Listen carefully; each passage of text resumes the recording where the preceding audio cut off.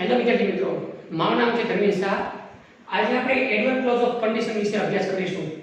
પણ લેક્ચરને સ્ટાર્ટ કરતા પહેલા હજી સુધી જો આપને મારી આ ચેનલને સબસ્ક્રાઇબ ના કરી હોય તો સૌથી પહેલા એને સબસ્ક્રાઇબ કરો અને બાજુમાં આપેલા બેલ આઇકનને પણ ક્લિક કરો જેથી કરીને આવનારા નવા વિડિયોની નોટિફિકેશન પણ તમને મળતી રહે. તો સૌથી પહેલા એડવર્બ ક્લોઝ ઓફ કન્ડિશન એટલે શું? એડવર્બ ક્લોઝ એટલે શબ્દ સમૂહ કહેવાય અને કન્ડિશન એટલે શરત. એવા વાક્યો કે જેમાં શરત સૂચવાતી હોય તેવા તમામ વાક્યોને એડવર્બ ક્લોઝ ઓફ કન્ડિશનના વાક્ય તરીકે ઓળખવામાં આવે છે. તો આ એડવર્બ ક્લોઝ શીખતા પહેલા આ પ્રકારના વાક્યમાં કેવા વર્ડ્સ વપરાય છે તે આપણે પહેલા જોઈએ અને આ વર્ડ્સને આપણે ફંક્શન વર્ડ્સ તરીકે ઓળખીશું. તો આ વાક્ય બનાવવા માટે 5 પ્રકારના ફંક્શન વર્ડનો ઉપયોગ થાય છે, જે if, unless, or, otherwise અને એન્ડ. બધાના મીનિંગ પણ બધું લખેલું છે. if એટલે જો તો જે શરત સૂચવે છે, unless એટલે જો નહીં તો એના માટે શરત સૂચવે છે, or otherwise એટલે એન્ડ. આ એન્ડ નો મીનિંગ અહીંયા અને એવો નથી થતો, or નો મીનિંગ અહીંયા અથવા એવો પણ થતો. આ ત્રણેયનો મીનિંગ અહીંયા નહીંતર એવો થાય છે. તો આ બધા વાક્ય સમજતા પહેલા સૌથી પહેલા વન બાય વન આપણે એની સિન્ટેક્સ યાદ રાખવાનો પ્રયત્ન કરીએ. તો કોઈ પણ વાક્ય એડવર્બ ક્લોઝ ઓફ કન્ડિશન બનાવવાનું હોય તો એમાં સૌથી પહેલા શરત આવશે, પછી ફંક્શન વર્ડનો ઉપયોગ થશે અને પછી આવશે એનું પરિણામ. ઉદાહરણ તરીકે પહેલું વાક્ય જુઓ, વર્ક હાર્ડ, સખત પરિશ્રમ કરો, ઓર અથવા અધરવાઇઝ એટલે કહેવાય નહીંતર, you will not get good marks in the exam. સખત પરિશ્રમ કરો નહીંતર you એટલે તમને, will not get એટલે મળશે નહીં, good marks એટલે સારા માર્ક્સ in the exam એટલે એક્ઝામ ની અંદર. સખત પરિશ્રમ કરો નહીંતર તમને એક્ઝામ ની અંદર સારા માર્ક્સ મળશે નહીં. તો અહીંયા સખત પરિશ્રમ કરવા માટેનું જે વાક્ય છે એને શરત કહેવામાં આવે છે. ઓર અને અધરવાઇઝ નો ઉપયોગ થયો છે એને ફંક્શન વર્ડ કહેવામાં આવે છે અને બાકીનું વાક્ય છે એનું પરિણામ છે. જો આ શરત તમે પાલન નહીં કરો તો તેનું પરિણામ શું આવશે એ આપણે પાછળના વાક્યમાં દર્શાવેલું છે. તો પહેલા વાક્યની સિન્ટેક્સ આ મુજબ બનશે કે સૌથી પહેલા એની શરત આવશે, પછી એનો ફંક્શન વર્ડનો ઉપયોગ થશે અને પછી આવશે એનું પરિણામ. બીજી સિન્ટેક્સ જોઈએ તો સૌથી પહેલા ફંક્શન વર્ડ આવશે, પછી એની આવશે શરત, પછી આવશે અલ્પવિરામ અને પછી આવશે એનું પરિણામ. ઉદાહરણ તરીકે અહીંયા if નો ઉપયોગ કર્યો છે ફંક્શન વર્ડ તરીકે. you work hard, you એટલે તમે, વર્ક એટલે કામ કરશો, પરિશ્રમ કરશો, હાર્ડ એટલે સખત. જો તમે સખત પરિશ્રમ કરશો તો શું થશે? you will get તો તમને મળશે good marks Sara marks in the exam તો તમને એક્ઝામ ની અંદર સારા માર્ક્સ મળશે. સૌથી પહેલા વાક્ય કેવી રીતે બનાવવાનું? તો એના માટે આપણે સિન્ટેક્સ છે કે if વાળું વાક્ય જો સાદા વર્તમાન વાળું હોય, if વાળું વાક્ય જો સાદા વર્તમાન વાળું હોય તો અલ્પવિરામ પછી હંમેશા સાદો ભવિષ્યકાળ જ આવે. ઉદાહરણ તરીકે આ if વાળું વાક્ય છે એમાં તો આપણે વર્તમાનકાળનો ઉપયોગ કરેલો કારણ કે આપણને ખબર છે વર્તમાનકાળની અંદર s કે es વાળું મૂળ રૂપ આવે પણ જો ત્રીજો પુરુષ એકવચન હોય તો જ. પણ અહીંયા you જે બીજો પુરુષ છે તો એમાં s કે s લાગે નહીં. તેમ છતાં આ વાક્ય સાદા વર્તમાનકાળનું જ કહેવાય. if એટલે જો, you એટલે તમે, વર્ક એટલે પરિશ્રમ કરશો અને હાર્ડ એટલે સખત. જો તમે સખત પરિશ્રમ કરશો તો એનું પરિણામ શું આવશે? તો પરિણામ દર્શાવવા માટે આપણે અલ્પવિરામ પછીના વાક્યનો ઉપયોગ કરેલો છે. તો શું થશે? you will get good marks in the exam. અહીં જો will get એટલે આપણે ભવિષ્યકાળનો ઉપયોગ કર્યો કારણ કે સેન્ટેન્સમાં એવું છે કે if વાળું વાક્ય જો સાદા વર્તમાનકાળનું હોય તો અલ્પવિરામ પછી હંમેશા સાદો ભવિષ્યકાળ જ આવે. તો if વાળું વાક્ય અહીંયા સાદા વર્તમાનકાળનું છે તો અલ્પવિરામ પછી સાદા ભવિષ્યકાળનું વાક્ય બન્યું. એનો મતલબ કે શરત હંમેશા સાદા વર્તમાનકાળમાં આવશે અને તેનું પરિણામ સાદા ભવિષ્યકાળમાં આવશે. આ જ રીતે આમાં વાક્યમાં એવું કીધું જો તમે સખત પરિશ્રમ કરશો તો તમને સારા માર્ક્સ મળશે. પણ જો મારે નકાર વાક્ય બનાવવું છે કે જો તમે સખત પરિશ્રમ નહીં કરો તો સારા માર્ક્સ નહીં આવે તો નકાર વાક્ય બનાવવા માટે મારે નોટનો ઉપયોગ કરવો છે. પણ નિયમ મુજબ કોઈ દિવસ મૂળ ક્રિયાપદ પછી નોટ લાગે નહીં. મૂળ ક્રિયાપદ પછી નોટ ન લાગે તો નોટ લગાડવા માટે મારે ફરજિયાત એક સહાયકારક ક્રિયાપદનો ઉપયોગ કરવો પડે. તો આપણે ભણી ગયા છીએ કે સાદા વર્તમાનકાળની અંદર સહાયકારક ક્રિયાપદ તરીકે ડુ કે ડઝ નો ઉપયોગ થાય છે. જો ત્રીજો પુરુષ એકવચન હોય તો આપણે ડઝ નો ઉપયોગ કરીએ છીએ, બાકી બધા સાથે આપણે ડુ નો ઉપયોગ કરીએ છીએ. તો અહીંયા યુ છે તો એનો મતલબ કે આપણે સહાયકારક ક્રિયાપદ તરીકે ડુ નો ઉપયોગ કરીશું. ડુ પછી નોટ મૂકશું કારણ કે આપણે નકાર વાક્ય બનાવવાનું છે એટલા માટે, અને પછી હંમેશા ક્રિયાપદનું મૂળ રૂપ આવે. તો આ વાક્યમાં એવું કીધું જો તમે સખત પરિશ્રમ કરશો, જે આ વાક્યમાં એવું કીધું જો તમે સખત પરિશ્રમ નહીં કરો, જો તમે સખત પરિશ્રમ નહીં કરો તો તમને સારા માર્ક્સ નહીં આવે. એનો મતલબ કે પરિણામ વાળું વાક્ય પણ આપણે નકાર વાક્ય બનાવવાનું છે. તો you will not get good marks in the exam, તો તમારે એક્ઝામમાં સારા માર્ક્સ આવશે નહીં. એનો મતલબ કે એમાં પણ આપણે નકાર વાક્ય જ બનાવવાનું છે, અને નકાર વાક્ય બનાવવા માટે આપણે નોટ નો ઉપયોગ કરેલો છે, અને નોટ એ હંમેશા સહાયકારક ક્રિયાપદ પછી જ આવે. તો આ વાક્ય થઈ ગયું હકાર અને આ વાક્ય થઈ ગયું નકાર. કે આમાં એવું કીધું કે જો આપણે સખત પરિશ્રમ કરશું તો ભવિષ્યમાં સારા માર્ક્સ આવશે. આમાં એવું કીધું કે જો તમે સખત પરિશ્રમ નહીં કરો તો સારા માર્ક્સ આવશે નહીં. પણ અહીંયા આપણે if નો ઉપયોગ કર્યો છે, પણ હવે આપણે unless નો ઉપયોગ કરીએ. unless એટલે જો નહીં તો એવો મીનિંગ થાય, અને if એટલે જો અને તો એવો મીનિંગ થાય. એનો મતલબ એ કે unless ની અંદર નકારનો મીનિંગ સમાઈ જાય છે. બીજી રીતે કહીએ તો if અને not ને ભેગા કરો. બીજી રીતે કહીએ તો if અને not ને ભેગા કરો એટલે unless બને. ઉદાહરણ તરીકે અહીંયા if છે, અહીંયા not છે. if અને not ને મારે ભેગા કરી દેવા છે, તો એના મતલબ મેં કોનો ઉપયોગ કર્યો? અહીંયા unless નો ઉપયોગ કર્યો. હા, વાક્ય તમને એવું લાગશે કે વાક્ય હકાર છે, પણ અહીંયા unless હોવાથી એ વાક્ય નકાર બની ગયું, કારણ કે unless એ પોતે નકાર અર્થ દર્શાવે છે.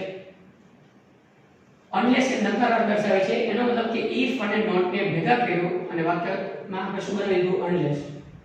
યુ નું યુ એમ નેમ. હવે not unless ની અંદર સમાઈ ગયું, તો હવે do ની પણ જરૂર નથી, કારણ કે do આપણે કેમ મૂક્યું હતું કે નકાર વાક્ય બનાવવું હતું એટલા માટે સહાયકારક ક્રિયાપદ તરીકે do મૂક્યું હતું. પણ not હવે unless ની અંદર સમાઈ ગયું એટલે do ની પણ જરૂર નથી. એનો મતલબ કે યુ નું યુ એમ નેમ, વર્ગ નું વર્ગ એમ નેમ, ને હાર્ડ નું હાર્ડ એમ નેમ. તો આટલા વાક્યનો અર્થ થશે તમે સખત પરિશ્રમ કરો, પણ unless ની અંદર if અને not આવી ગયું, તો if નો મીનિંગ છે જો અને તો, not રહે નહીં. તો આ unless વાળા વાક્યનો અર્થ છે જો તમે સખત પરિશ્રમ નહીં કરો. તમને વિદ્યાર્થી મિત્રો પહેલી નજરે આપણે એવું લાગશે કે આ વાક્ય તો હકાર છે, પણ એક્ચ્યુઅલમાં unless એ પોતે નકાર અર્થ દર્શાવે છે. એનો મતલબ કે આખે આખું વાક્ય કેવું થઈ ગયું? નકાર. અને આખા વાક્યનું ગુજરાતી એવું થશે જો તમે સખત પરિશ્રમ નહીં કરો તો તમને ભવિષ્યમાં સારા માર્ક્સ આવશે નહીં. એના મતલબ કે you will not get good marks in the examination. તો વિદ્યાર્થી મિત્રો આ પહેલા વાક્યમાં આપણે or ના ધર્વાંશનો ઉપયોગ કરેલો, બીજા વાક્યમાં if અને હકાર વાક્યનો ઉપયોગ કર્યો, ત્રીજા વાક્યમાં if અને નકાર વાક્યનો ઉપયોગ કર્યો, જ્યારે ચોથા વાક્યમાં આપણે unless નો ઉપયોગ કરેલો. આ ચારે ચાર વાક્યની અંદર એક સિન્ટેક્સ કોમન છે કે જો if વાળું વાક્ય અથવા unless વાળું વાક્ય સાદા વર્તમાનકાળનું હોય તો અલ્પવિરામ પછીનું વાક્ય હંમેશા સાદા ભવિષ્યકાળનું જ આવે. આ ત્રણેય વાક્યની અંદર શરૂઆતમાં આપણે વર્ક એટલે સાદો વર્તમાનકાળ, do not work એટલે પણ સાદો વર્તમાનકાળ, અને વર્ક એટલે પણ સાદા વર્તમાનકાળનો ઉપયોગ કરેલો છે. તો એના પછીના વાક્યમાં સાદો ભવિષ્યકાળ, અહીંયા પણ સાદો ભવિષ્યકાળ, અને અહીંયા પણ સાદા ભવિષ્યકાળનો ઉપયોગ થયો છે. એનો મતલબ કે if અને unless વાળા વાક્યની અંદર જો સાદો વર્તમાનકાળ આવતો હોય તો અલ્પવિરામ પછી હંમેશા સાદો ભવિષ્યકાળ આવે. આ સિવાય હજી એક સિન્ટેક્સ છે કે જો if વાળું વાક્ય પૂર્ણ ભૂતકાળનું હોય, પૂર્ણ ભૂતકાળની સિન્ટેક્સ છે had plus v3. v3 એટલે ક્રિયાપદનું ભૂતકાળનું રૂપ. તો જો if વાળું વાક્ય પૂર્ણ ભૂતકાળનું હોય તો પાછળનું વાક્ય, બીજું વાક્ય એમાં ક્રિયાપદ તરીકે હંમેશા મોડલ ઓક્સિલરી પહેલા આવશે. મોડલ ઓક્સિલરી એટલે can, could, may, might, should, would ને must. પછી આવશે have અને પછી આવશે v3. v3 એટલે ક્રિયાપદનું ભૂતકાળનું રૂપ. પણ આ સિન્ટેક્સ છે માત્ર એક્ટિવ વોઇસની હોય તો જ.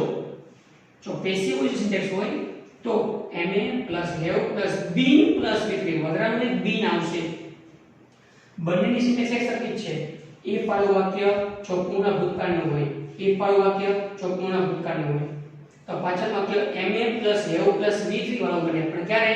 એક્ટિવ વોઇસ હોય તો. જો પાછળનું વાક્ય ma plus have plus been plus v3 વાળું બને પણ ક્યારે પેસિવ વોઇસ હોય તો એક્ટિવ વોઇસ અને પેસિવ વોઇસ એટલે શું એમાં ક્યારે have આવે ક્યારે have પ્લસ been આવે તો આપણે ઉદાહરણ સહિત જોવાનો પ્રયત્ન કરીએ તો પાંચમું વાક્ય જો if જો their parents તેમના માતા-પિતાએ had given them એવું જો પૂર્ણ ભૂતકાળ એવો પૂર્ણ ભૂતકાળ એટલે had પ્લસ v3 એવું તેઓને આપ્યું હોત શું આપ્યું હોત પરમિશન એટલે પરવાનગી જો તેમના માતા-પિતાએ તેમને પરવાનગી આપી હોત તો નીરવ અને નિરાલીએ would have married happily એટલે ખુશીથી મેરીડ લગ્ન કરી લીધા હોત જો માતા-પિતાએ તેમને પરમિશન આપી હોત તો નીરવ અને નિરાલીએ ખુશીથી લગ્ન કરી લીધા હોત આ લગ્ન જાતે જ કરે એનો મતલબ કે કોઈ ક્રિયા જાતે થતી હોય તો એના માટે હંમેશા એક્ટિવ વોઇસનો ઉપયોગ થાય પણ અહીંયા આપણે સિન્ટેક્સ શીખવાની છે કે if વાળા વાક્યની અંદર had પ્લસ v3 એવું had પ્લસ v3 એવું એનો મતલબ કે પૂર્ણ ભૂતકાળનો ઉપયોગ થયો તો અલ્પવિરામ પછીનું વાક્ય એક્ટિવ વોઇસનું હોય તો એમાં ma plus have plus v3 નો ઉપયોગ થાય તો if વાળા વાક્યની અંદર પૂર્ણ ભૂતકાળ આવતું હોય તો અલ્પવિરામ પછી ma plus have plus v3 નો ઉપયોગ થાય ક્યારે જો વાક્ય એક્ટિવ વોઇસનું હોય તો કારણ કે લગ્ન કરવા એ જાતે જ થતું હોય એના માટે ત્યાં એક્ટિવ વોઇસનો ઉપયોગ થાય પણ પેસિવ વોઇસનું વાક્ય જોઈએ if જો the doctor had come in time જો ડોક્ટર ટાઈમસર આવ્યા હોત જો the doctor had come એનો મતલબ કે આ પણ પૂર્ણ ભૂતકાળની સિન્ટેક્સ છે જો ડોક્ટર ટાઈમસર આવ્યા હોત તો the patient એટલે દર્દી ને could have been saved ma plus have plus been plus v3 એનો ઉપયોગ કરેલો તો દર્દીને બચાવી શકાયો હોત શક્યતા છે દર્દીને બચાવવા માટેની પણ દર્દી જાતે બચે નહીં એને ડોક્ટર દ્વારા બચાવવામાં આવે એનો મતલબ કે સેવ એટલે બચાવવાનું કામ એ પેશન્ટ દર્દી પોતે જાતે કરી શકતો નથી કોઈ ક્રિયા વ્યક્તિ અથવા કર્તા પોતે જાતે કરી શકતા ન હોય તો એના માટે પેસિવ વોઇસનો ઉપયોગ થાય તો એનો મતલબ એમ કે if વાળા વાક્યની અંદર જો પૂર્ણ ભૂતકાળનો ઉપયોગ કરેલો હોય તો પાછળનું વાક્ય ma plus have plus been plus v3 વાળું બને પણ ત્યારે એ પેસિવ વોઇસનું વાક્ય હોય તો અહીંયા વાક્ય એક્ટિવ વોઇસનું હતું એટલે આપણે ma plus have plus v3 નો ઉપયોગ કરેલો પણ અહીંયા વાક્ય પેસિવ વોઇસનું છે એટલે આપણે ma plus have plus been plus v3 નો ઉપયોગ કરેલો છે તો અહીંયા આ બંને સિન્ટેક્સમાં આપણે પતી ગઈ કે જે if વાળું વાક્ય પૂર્ણ ભૂતકાળનું હોય તો પાછળનું વાક્ય અલ્પવિરામ પછીના વાક્યની અંદર ક્રિયાપદ તરીકે ma plus have plus v3 આવે ત્યારે જો પાછળનું વાક્ય એક્ટિવ વોઇસનું હોય તો અને પાછળનું વાક્ય જો પેસિવ વોઇસનું હોય તો એમાં ક્રિયાપદ તરીકે ma plus have plus been plus v3 નો ઉપયોગ થાય છે પણ એક્ઝામની અંદર જો તમને આમાં ફંક્શન વર્ડ ન આપતા હોય તો અલગ રીતે પણ વાક્ય પૂછી શકે છે ઉદાહરણ તરીકે આ if ને કાઢી નાખે અને had પ્લસ v3 માં had ને કર્તાની આગળ લઈ જાય ઉદાહરણ તરીકે સાતમું વાક્ય જો પાંચમું અને સાતમું વાક્ય એક જ છે પણ એને ખાલી અલગ રીતે લખેલ છે આમાં if છે તો આમાં if ને કાઢી નાખેલ છે જ્યારે had જે સહાયકારક ક્રિયાપદ છે ને their parents એનો મતલબ કે કર્તાની આગળ લઈ ગયા છીએ તો had ને ક્યાં લઈ ગયા છીએ આગળ અહીંયા if કાઢી નાખ્યું their parents કર્તા આવી ગયો હવે had ને આગળ લઈ ગયા તો માત્ર અહીંયા v3 જ વધ્યું એટલે કે given them પરમિશન પાછળ બાકીનું વાક્ય બધું જ એમને એમ રહેશે કાંઈ પણ ચેન્જ થશે નહીં પાંચમું અને સાતમું વાક્ય બંને એક જ છે શું કહેવા માંગે છે જો તેમના માતા-પિતાએ તેમને પરમિશન આપી હોત તો નીરવ અને નિરાલીએ ખુશીથી લગ્ન કરી લીધા હોત પણ આમાં if નો ઉપયોગ થયેલો છે આમાં if નો ઉપયોગ થયેલો નથી વાક્ય તો કન્ડિશન જ છે પણ વાક્ય રચના એની સિન્ટેક્સ બદલાય છે કે જે if ને કાઢીને had ને ક્યાં લઈ ગયેલું છે આગળ કર્તાની આગળ એટલે if ને કાઢીને had ને આગળ લઈ ગયેલા છે કર્તા એમને નાખેલ છે જ્યારે given એમને મૂકેલ છે બાકીનું વાક્ય પણ એમને જ રહેશે એમાં કોઈ પણ પ્રકારનો ચેન્જ થશે નહીં એ જ રીતે અહીંયા પણ છઠ્ઠું વાક્ય અને આઠમું વાક્ય બંને સેમ જ છે પણ એની વાક્ય રચના બદલાયેલી છે ઉદાહરણ તરીકે if ને કાઢી નાખેલ છે અને હેડ ક્રમમાંથી હેડ ને પણ ક્યાં લઈ લીધું છે આગળ. આ ડોક્ટર એમને રહેશે અને હેડ ને આગળ લઈ ગયા તો વધુ માત્ર ક્રમ તો એ ક્રમને અહીંયા રાખેલ છે, બાકી બધું વાક્ય એમને છે. વાક્ય ગુજરાતી થશે જો ડોક્ટર ટાઈમસર આવ્યા હોત તો દર્દીને બચાવી શકાયો હોત. દર્દી જાતે બચે નહીં, એને ડોક્ટર દ્વારા બચાવવામાં આવે. એના મતલબ કે આ વાક્ય કયું થઈ ગયું? પેસિવ વોઇસનું. અને પેસિવ વોઇસનું વાક્ય થઈ ગયું એટલા માટે અહીંયા ma plus have plus been plus વી3 નો ઉપયોગ કરેલો છે. તો વિદ્યાર્થી મિત્રો આ આપણે જે કે એડવર્બ ક્લોઝ ઓફ કન્ડિશનની વાક્ય રચનાઓ. આમાં માત્ર એટલું જ વાક્ય યાદ રાખવાનું છે કે આ બધા જ વાક્યની અંદર ક્યાંક શરત અને તેને લાગતી ઓળખતા પરિણામનું સૂચન કરેલું હશે. દરેક વાક્યની અંદર શરત આવશે અને પરિણામ આવશે. પહેલા હંમેશા વાક્યની શરત આવશે, પછી વાક્યમાં હંમેશા પરિણામ આવશે. પણ એ વાક્ય બે રીતે બની શકે છે. એમાં ફંક્શન વર્ડનો વચ્ચે પણ ઉપયોગ કરી શકો છો અને ફંક્શન વર્ડનો શરૂઆતમાં પણ ઉપયોગ કરી શકો છો. પણ યાદ રાખવાનું છે કે અનલેસ પોતે નકારણી સૂચવે છે. એનો મતલબ કે if અને not ને ભેગા કરો તો જ અનલેસ બનશે. if નો મીનિંગ થાય છે જો તો વાળો વાક્ય રચના, જ્યારે અનલેસ નો મીનિંગ થાય છે જો નહીં તો, ઓર અધરવાઇઝ ધ એન્ડ એનો મીનિંગ થાય છે અહીંયા નહીતર એવા મીનિંગમાં થાય છે. નહીતર એટલે આવું નહીં કરો તો શું થશે. બીજું આની વાક્ય રચના ત્રણ રીતે બને છે કે જો if વાળું વાક્ય સાદા વર્તમાનકાળનું હોય તો અલ્પવિરામ પછીનું વાક્ય હંમેશા સાદા ભવિષ્યકાળનું જ બનશે. if વાળું વાક્ય જો પૂર્ણ ભૂતકાળનું હોય એનો મતલબ કે had પ્લસ v3 વાળું હશે તો પાછળનું વાક્ય ma plus have plus v3 વાળું બનશે. જો વાક્ય એક્ટિવ વોઇસનું હોય તો એક્ટિવ વોઇસનું હોય એનો મતલબ કે કોઈ ક્રિયા કરતા જાતે કરી શકતો હોય. એની એટલે મોડલ ઓક્સિલરી સહાયકારક ક્રિયાપદ can could may might should would ને must. પણ જો if વાળું વાક્ય પૂર્ણ ભૂતકાળનું હોય તો પાછળનું વાક્ય એનો મતલબ કે અલ્પવિરામ પછીનું વાક્ય ma plus have plus been plus v3 વાળું બને.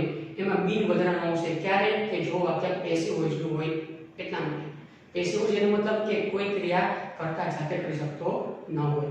જો વિદ્યાર્થી મિત્રો આ તમને લેક્ચર ગમ્યો હોય તો તમે લાઈક કરો, શેર કરો અને સબસ્ક્રાઇબ કરો. અને આ ચેનલને સબસ્ક્રાઇબ કરો અને બાજુમાં આપેલા બેલ આઇકનને પણ ક્લિક કરો જેથી કરીને આવનારા નવા વિડિયોની નોટિફિકેશન પણ તમને